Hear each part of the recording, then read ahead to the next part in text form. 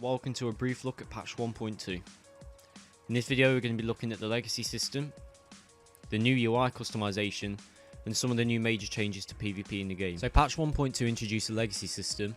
This is a system that basically connects all of your characters together. If we head over here into the legacy menu, you can shortcut this by pressing Y, unless you've already changed it. And here you'll see all your characters in your legacy, and you can drag them around. This is more than just linking characters together and creating your own little storyline. This includes loads of unlocks, as you can see here, including races. Now, to get these unlocks, you'll need to level up your characters within the legacy. Because I've already leveled up a Jedi Consular to level 50, you can see here I've unlocked the 3 abilities. Now, the cool thing about this is you can use this across all characters in your legacy. So here's an example. Here I've got my level 50 in the center, and I've got a level 13 Jedi Knight attached to that character, to this legacy. And he's attached to my Jedi Consular. Now, I've made him a foe. It doesn't really matter how you attach your characters, if you make them friend, foe, sibling. That's more of just your own personal storyline thing. It doesn't really affect any abilities or how you level up your characters within the legacy. So here, if I log on to my level 13 Jedi Knight, so here I am on my Jedi Knight, and you can see this is the buff that I have at the bottom. It's called Force Might. Now, when I buff myself with this, not only do I get my Force Might buff, but I also get the Force Valor buff, which is the Jedi Consular. Because I get this really does allow me, it does give me a great advantage in combat. Now, the reason I get this buff is because I've got a level 50 Consular under the same legacy as this character. I therefore get that buff when I buff my own. Now, this only works when you get to a certain stage within the character. So in theory, if I got to a certain level within all classes, when I buff this, I could get every single class buff under one character, as long as they're under the same legacy system. This is a really nice feature, and I think it's probably one of my favourite features within the legacy system introduced in 1.2. So if for example you wanted a certain buff off a class, for example the Jedi Consular buff, then it is worth leveling up a Jedi Consular just so you can buff yourself with that if there isn't any in your group. This will be really good for PvP group play, and I think it could work extremely well if you coordinate all your buffs correctly within different levels and characters. Not only that, but you'll also know whether you create a new character under your legacy by here. As you can see on the create character button, it now has the legacy symbol there. If I click this, let's create a new character real quick. So let's create a Sith. So for example, here if I select Sith Inquisitor, which we have already. Now here you can see more races. Now these are all locked, and to unlock these you have to obviously get to each class to get to a level 50 within each race. And what happens is, say if I got to level 50 with a Chiss, then I would unlock it for the Sith. Again, this is a really nice feature that really does encourage players to, level up to level 50. So let's create a Sith Inquisitor here. We'll make it a female, even though that's a male. And we'll randomize this a bit. Looks like his devotion is to McDonald's. If we give it a random name here, we click play, you'll soon see that as soon as we log in, we can add this character straight to our legacy. Now again, this is another brilliant feature I really like, because I was expecting legacy to only happen across one side, like one faction, but actually you can do it cross-faction, which really does expand upon that legacy system. There is infinite possibilities and combinations you can have, and I really don't think you'll find any two legacy systems the same. So as you can see, we're now logged in with this character that we created, and automatically it's put under my legacy system. So here if I select Y, I can see all my other characters. There's my level 50, my level 13, and a few other alts I've got. To add this character to my legacy system, all I need to do is select it here, click and drag it anywhere. Now here's where it gets interesting. I can relate this character to any of my other toons. It doesn't have to be from the center character. Here I can relate it to my Jedi Knight if I wanted to, or my Trooper, or my Bounty Hunter, or my Smuggler. I think for this example we're going to relate it to my Jedi Knight. And here are the 6 different options. So we have a spouse, a rival, an ally, adopted child, or sibling. So I think we're going to get some gay marriage going on here between the Sith. We're going to add a spouse. So as you can see here, it's now been added. You can see the symbol there. I can move this around if I want it to and relate it in another way. So I can relate it as a rival, or I can even do it to another character straight away as an adopted child. Add another child if I wanted to. And you can see that there are loads of different ways you can relate characters together. This is one feature I really like about the legacy system, and you don't have to level your characters to a certain level to make them qualify to be able to put into your legacy. As soon as you create them, they are there instant in your legacy system, and you start gaining legacy XP. Now, a quick note, the legacy XP you gain is across all characters. It is one level.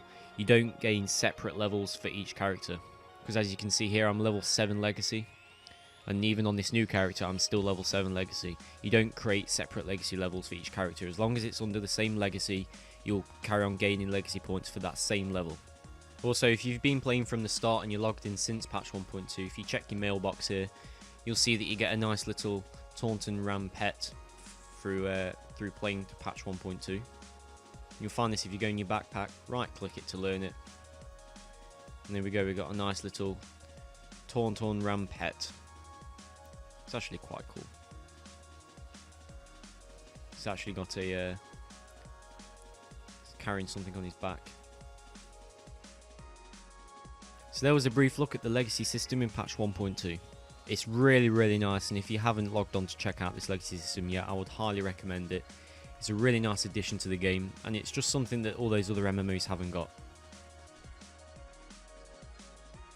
If we log back into the console here, I'm going to show you now the new UI customization added in patch 1.2. If any of you have ever played Warhammer Online, this system will be extremely familiar for you, and I've been waiting for this for a long time. So if you head into your preferences on the top and click Interface Editor, you'll now be greeted with this at first very complex looking system, but it's actually extremely simple. Any item that's highlighted by a blue, green or red box can be moved just by clicking on it and dragging it. The one that you've selected will be highlighted currently yellow, and you can move any object you see and even the objects you do not see. Once you select that object, the options in this box in the middle will actually change, and you can adjust the scale manually. I like it on 1.05, 1.1. You can also change the transparency of absolutely everything. You can also flip it, and you can actually hide it altogether.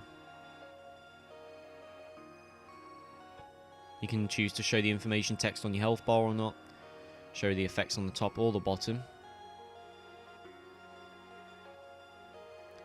And one of my favourite features is you can change absolutely everything with one option. Here where it says global scale, if you drag this, it changes absolutely everything on your UI. Now I had mine at 1, but I actually usually play, when I'm playing PvP, I move it down to about that sort of size. When you're playing PvP, I tend to not really look at the abilities because I know all the keybinds. The reason I don't have letters there is because I use the Razer Naga. And so I know all my keybinds already, so I don't really need to look at my abilities and where they are. So that way they become kind of irrelevant, and I scale my UI down quite a bit. The only one, once I've scaled it down, I do then select this one and actually scale that back up again.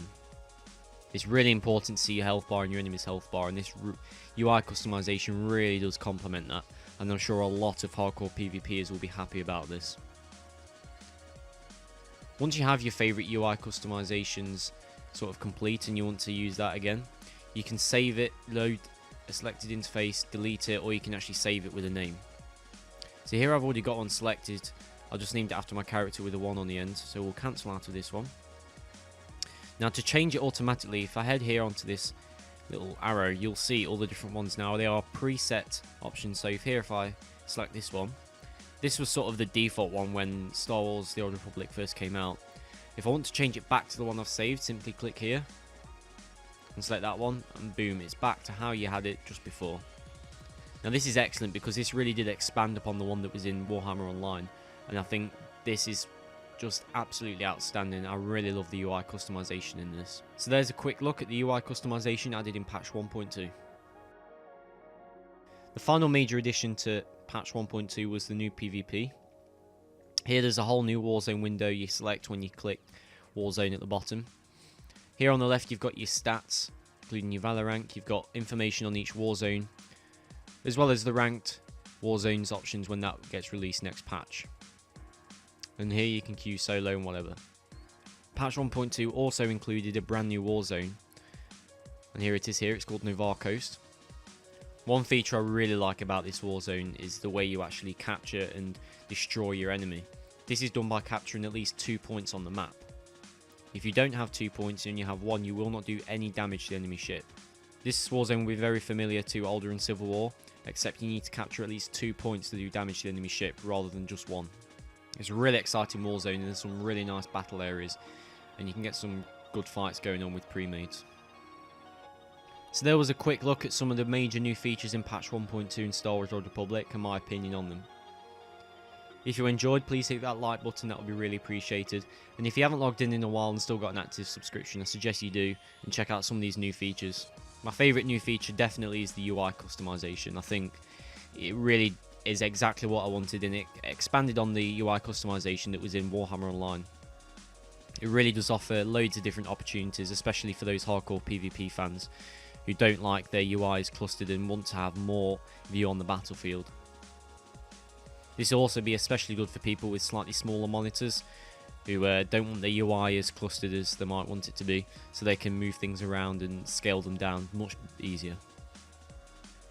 Other than that, I hope you enjoyed this brief look at patch 1.2. Head over and click subscribe, I would really appreciate that.